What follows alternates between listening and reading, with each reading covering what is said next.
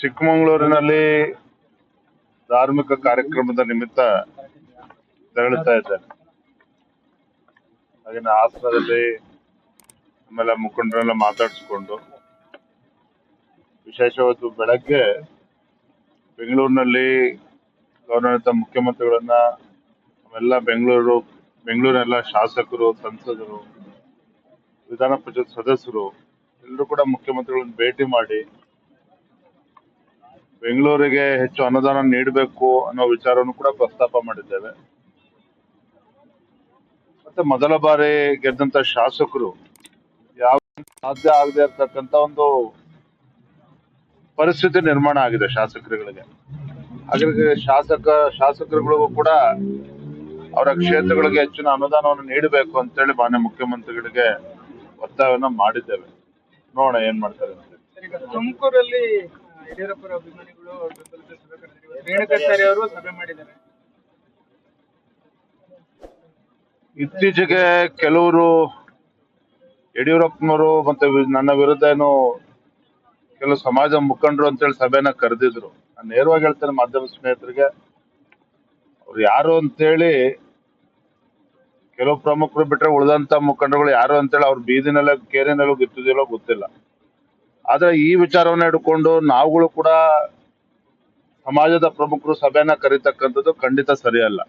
ನಾನು ನೆನ್ನೆನೂ ಕೂಡ ಕೆಲವು ಪ್ರಮುಖರಿಗೆ ನಾನು ಹೇಳಿದ್ದೇನೆ, ಅವ್ರು ಮಾಡ್ತಾರೆ ಅಂತೇಳಿ ನಾವು ಮಾಡ್ತಾ ಹೋದ್ರೆ ಅದರ ನೋ ಎಂಡ್. ಇದು ಖಂಡಿತ ನಾನು ರಾಜ್ಯದ ಅಧ್ಯಕ್ಷನಾಗಿ ಇದು ಒಪ್ಕೊಳ್ತಕ್ಕಂಥ ಪ್ರಶ್ನೆನೂ ಇಲ್ಲ. ಇದಕ್ಕೆ ನೇರವಾಗೂ ನನ್ನ ಬೆಂಬಲ ಇಲ್ಲ ಅಥವಾ ಪರೋಕ್ಷವಾಗಿ ಕೂಡ ಈ ಸಭೆಗಳಿಗೆ ನನ್ನ ಬೆಂಬಲ ಇಲ್ಲ. ಹಾಗೆ ನಾನು ತಮ್ಮ ಮೂಲಕ, ಮಾಧ್ಯಮ ಸ್ನೇಹಿತರ ಮೂಲಕ, ರೇಣುಕಾಚಾರ್ಯ ಆದಿಯಾಗಿ ಎಲ್ಲರನ್ನೂ ಕೂಡ ನಾನು ಒತ್ತಾಯನ ಮಾಡ್ತೇನೆ, ಆಗ್ರಹವನ್ನು ಮಾಡ್ತೇನೆ. ಈ ರೀತಿ ಸಭೆಗಳು ಮಾಡ್ತಕ್ಕಂಥದ್ದು ಖಂಡಿತ ಶೋಭೆ ತರೋದಿಲ್ಲ. ಅದರಿಂದ ಪಕ್ಷಕ್ಕಂತೂ ಏನು ಲಾಭ ಆಗೋದಿಲ್ಲ, ಅಷ್ಟು ಮಾತ್ರ ಸತ್ಯ. ಪರಸ್ಪರ ಶಕ್ತಿಗಳು ಸಮಾಜವನ್ನು ಹೊಡಿತಕ್ಕಂಥ ಕೆಲಸವನ್ನ ಮಾಡ್ತಾ ಇದ್ದಾರೆ ಜೊತೆಗೆ ಯಡಿಯೂರಪ್ಪನವರು ಮುಖ್ಯಮಂತ್ರಿಯಾಗಿ ನಿಲ್ಲಿಸಿರ್ತಕ್ಕಂಥದ್ದು ದೊಡ್ಡ ಅನ್ಯಾಯ ಅಂತ ಹೇಳಿ ಮಾತಾಡಿದ್ದಾರೆ. ಇರ್ಲಿ, ನಾನು ರೇಣುಕಾಚಾರ್ಯ ಜೊತೆ ವೈಯಕ್ತಿಕವಾಗಿ ಮಾತನಾಡ್ತೇನೆ.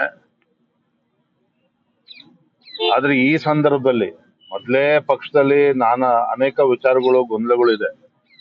ಈ ಗೊಂದಲಗಳ ಮಧ್ಯೆ ಮತ್ತೊಂದು ಹೊಸ ಗೊಂದಲಕ್ಕೆ ನಾಂದಿ ಹಾಡಬಾರದು. ಈ ರೀತಿ ಸಭೆಗಳು ಮಾಡಬಾರ್ದು. ಬೇರೆ ಕೇಳ್ತಾರೆ ಸರ್, ಈಗ ಈ ತರ ಗೊಂದಲಗಳಾದಾಗ ವಿರೋಧ ಪಕ್ಷದಲ್ಲಿ ಇಟ್ಕೊಂಡು ಎಷ್ಟು ಪರಿಣಾಮಕಾರಿಯಾಗಿ ಮಾಡಕ್ ಸಾಧ್ಯ? ಅವ್ರನ್ನ ಅಟ್ಯಾಕ್ ಮಾಡೋದಾಗ್ಲಿ, ಅವರ ವೈಫಲ್ಯಗಳನ್ನ ಎತ್ತಿ ಹಿಡಿಯೋದಾಗ್ಲಿ, ಈ ಪಕ್ಷದಲ್ಲೇ ಈ ತರ ಆದ್ರೆ ಹೇಗೆ? ಎರಡು ಪಕ್ಷಗಳು ಅಂಬಾಪುರಿ ಸ್ವಾಮಿಗಳು ಕೂಡ ಈ ವಿಚಾರವನ್ನ ಮೊನ್ನೆ ಪ್ರಸ್ತಾಪ ಮಾಡಿದ್ರು. ನಾನು ಇದ್ರ ಬಗ್ಗೆ ಬಹಿರಂಗ ಮಾತಾಡೋದಕ್ಕೆ ಹೋಗೋದಿಲ್ಲ.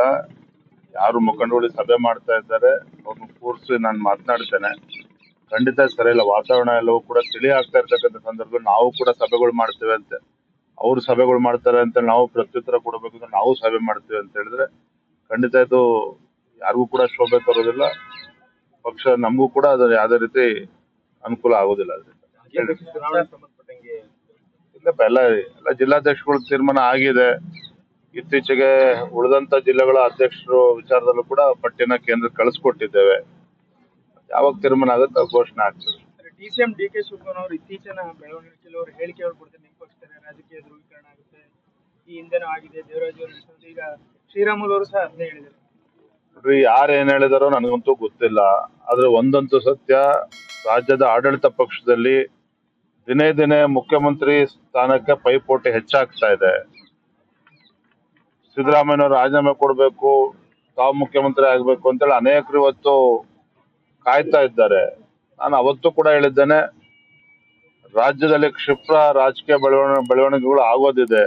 ಆ ಮುನ್ಸೂಚನೆಗಳು ನೀವು ಕೂಡ ನೋಡ್ತಾ ಇದ್ದೀರಿ. ರಾಜ್ಯಾಧ್ಯಕ್ಷರಾಗಿ ಡಿ.ಕೆ. ಶಿವಕುಮಾರ್ ಅವರು ಸಂಬಂಧಪಟ್ಟ ನಡೀತಕ್ಕಂಥ ಬೆಳವಣಿಗೆಗಳು ಅಬ್ಸರ್ವ್ ಮಾಡೋದಾದ್ರೆ ನಿಮ್ಮ ಅಭಿಪ್ರಾಯ ಏನಿರ್ತದೆ? ಈಗ ಅವ್ರು ಹೇಳ್ತಾರೆ ಅಂತಂದ್ರೆ, ನನಗೆ ಎಲ್ಲಿ ಅನುಕೂಲ ಆಗುತ್ತೆ ನಾನು ಹೋಗ್ತೀನಿ ಅಂತಂದ್ರೆ ಧಾರ್ಮಿಕವಾಗಿ ಅವ್ರು ಮಾತಾಡ್ತಾ ಹೇಳ್ತಾರೆ. ಅದು ಮಾತು ದೊಡ್ಡ ಚರ್ಚೆ. ನೋಡ್ರಿ, ಅವ್ರು ಯಾವ ಅರ್ಥದಲ್ಲಿ ಹೇಳಿದಾರೋ ಅವ್ರನ್ನೇ ಪ್ರಶ್ನೆ ಮಾಡಿ. ಆದ್ರೆ ಒಂದು ಕಡೆ ಕಾಂಗ್ರೆಸ್ ಸರ್ಕಾರ ಎಲ್ಲಿದೆ, ಒಂದ್ ರೀತಿ ತಾಲಿಬಾನ್ ಸರ್ಕಾರ. ಹಿಂದುತ್ವಕ್ಕೂ ಕೂಡ ಇಲ್ಲಿ ಗೌರವ ಇಲ್ಲ, ಹಿಂದೂಗಳಿಗೂ ಕೂಡ ಗೌರವ ಇಲ್ಲ. ಆ ರೀತಿ ಒಂದು ಪರಿಸ್ಥಿತಿ ನಿರ್ಮಾಣ ಆಗಿದೆ. ಅಂತದ್ರಲ್ಲಿ ಇವತ್ತು ನೋಡಿದ್ರಿ ಯಾವ ರೀತಿ ಅಲ್ಲಿ ಪ್ರಯಾಗ್ರಾಜಲ್ಲಿ ಕುಂಭಮೇಳಕ್ಕೂ ಕೂಡ ಅದಕ್ಕೂ ಕೂಡ ತಕರಾರು ಎತ್ತಿರ್ತಕ್ಕಂಥವ್ರು ಕೂಡ ಕಾಂಗ್ರೆಸ್ ಪಕ್ಷದಲ್ಲಿ ಇದ್ದಾರೆ. ಇದ್ರ ಮಧ್ಯೆ ಡಿ.ಕೆ. ಶಿವಕುಮಾರ್ ಅವರು ಸಹ ಕುಂಭಮೇಳಕ್ಕೆ ಹೋಗಿ ಬಂದಿದ್ದಾರೆ ಕುಟುಂಬ ಸಮೇತ. ಅಂದ್ರೆ ಹಿಂದುತ್ವ ಏನ್ ನಮ್ಮ ಪ್ರಾಚೀನ ನಮ್ಮ ಒಂದು ಕಲ್ಪನೆ ಆಧಾರವಾಗಿ ಹೋಗಿ ಬಂದಿರೋ ನನ್ನ ಭಾವನೆ. ಆದ್ರೆ ಇದ್ರ ಬಗ್ಗೆ ನಾ ಹೆಚ್ಚು ಇನ್ನೇನು ಹೇಳೋದಕ್ಕೆ ಸಾಧ್ಯ ಇಲ್ಲ. ಡಿ ಕೆ ಶಿವಕುಮಾರ್ ಯಾವ ಅರ್ಥದಲ್ಲಿ ಹೇಳಿದ್ರೆ ಅವ್ರನ್ನೇ ಪ್ರಶ್ನೆ ಮಾಡಿ. ಸರ್, ಈಗ ಆದ್ರೆ ಭಾರತೀಯ ಜನತಾ ಪಾರ್ಟಿಗೂ ಆ ಬೆಳವಣಿಗೆ ಯಾವುದೇ ಒಂದು ಸಂಬಂಧ ಇಲ್ಲ. ವಿಶೇಷವಾಗಿ ಮೊನ್ನೆ ಈಶಾ ಫೌಂಡೇಶನ್ ಶಿವರಾತ್ರಿ ಸಂದರ್ಭದಲ್ಲಿ ಮೊನ್ನೆ ಗೃಹ ಸಚಿವರಿದ್ದಂತ ಒಂದು ಕಾರ್ಯಕ್ರಮದಲ್ಲಿ ಅವರು ಕೂಡ ಭಾಗವಹಿಸಿದ್ರು. ಹಾಗಾಗಿ ನಾನಾ ರೀತಿ ಚರ್ಚೆಗಳು ನಡೀತಾ ಇದೆ. ಅದು ಯಾವುದಕ್ಕೂ ಕೂಡ ಸತ್ಯ ಇಲ್ಲ. ಪ್ರಶ್ನೆ ಇಲ್ಲ ರೀ, ಅದೊಂದು ಶಿವರಾತ್ರಿ ಸಂದರ್ಭದಲ್ಲಿ ಒಂದೇ ವೇದಿಕೆನ ಕಾಣಿಸ್ಕೊಂಡಿರ್ಬೋದು. ಆದ್ರೆ ಅದಕ್ಕೂ ಮತ್ತೇನೋ ಬಹಳ ಧ್ರುವೀಕರಣ ಆಗ್ತದೆ, ಏನೋ ಡಿ ಕೆ ಶಿವಕುಮಾರ್ ಬಿಜೆಪಿಗೆ ಬಂದ್ಬಿಡ್ತಾರೆ, ಈ ರೀತಿ ಗುಸುಗು ಶುರುವಾಗಿದೆ. ಅದು ಯಾವ್ದಲ್ಲೂ ಕೂಡ ಅರ್ಥ ಇಲ್ಲ. ಸರ್, ಆರ್ಥಿಕ ಹೊರೆಯಿಂದ ಗ್ಯಾರಂಟಿ ಯೋಜನೆ ಕೆಲವು ಕಡಿತ ಆಗುತ್ತೆ ಅನ್ನೋ ಅಂತ ಮಾತುಗಳು ಕೇಳ್ಬರ್ತಾ ಇದೆ. ನಾವು ಮುಖ್ಯಮಂತ್ರಿಗಳಿಗೆ ಕಳೆದ ವಾರ ನಾನು ಪತ್ರನೂ ಕೂಡ ಬರೆದಿದ್ದೇನೆ, ಬಹಿರಂಗವಾಗಿ ಪತ್ರ ಬರೆದಿದ್ದೇನೆ. ನಾಡಿನ ಜನರ ಅಪೇಕ್ಷೆ ಏನಿದೆ, ಅಪೇಕ್ಷೆ ತಕ್ಕಂತೆ ಬಜೆಟ್ ಅನ್ನ ಮಂಡನೆ ಮಾಡಬೇಕು ಮುಖ್ಯಮಂತ್ರಿಗಳು ಸಿದ್ದರಾಮಯ್ಯನವರು. ಅದರಲ್ಲೂ ಕೂಡ ಅತಿ ಹೆಚ್ಚು ಬಜೆಟ್ ಅನ್ನ ಮಂಡನೆ ಮಾಡಿರ್ತಕ್ಕಂಥ ಕೀರ್ತಿ ಸನ್ಮಾನ್ಯ ಸಿದ್ದರಾಮಯ್ಯನವರು ಸಲ್ತದೆ. ಹಾಗಾಗಿ ಜನರ ಅಪೇಕ್ಷೆನೂ ಕೂಡ ಸಾಕಷ್ಟಿದೆ. ಗ್ಯಾರಂಟಿಗಳೇ ಅಭಿವೃದ್ಧಿ ಆಗ್ಬಿಟ್ರೆ ನಾವ್ ಯಾರು ಕೂಡ ಶಾಸಕರು ಕೂಡ ತಲೆ ಎತ್ಕೊಂಡು ಓಡೋದಕ್ಕೆ ಸಾಧ್ಯ ಇಲ್ಲ, ಜನರು ಕೂಡ ನಮ್ಗೆ ಕ್ಷಮಿಸೋದಿಲ್ಲ. ಅದನ್ನ ಅರ್ಥ ಮಾಡ್ಕೊಂಡು ಮುಖ್ಯಮಂತ್ರಿಗಳು ಕ್ಷೇತ್ರಗಳಿಗೂ ಕೂಡ ಅನುದಾನನ ನೀಡ್ತಾರೆ, ರಾಜ್ಯದ ಅಭಿವೃದ್ಧಿಗೆ ಪೂರಕವಾಗಿ ಬಜೆಟ್ ಅನ್ನ ಮಂಡನೆ ಮಾಡ್ತಾರೆ ಅನ್ನೋ ಆಶಾಭಾವನೆ ನಾವು ಕೂಡ ಇದ್ದೇವೆ.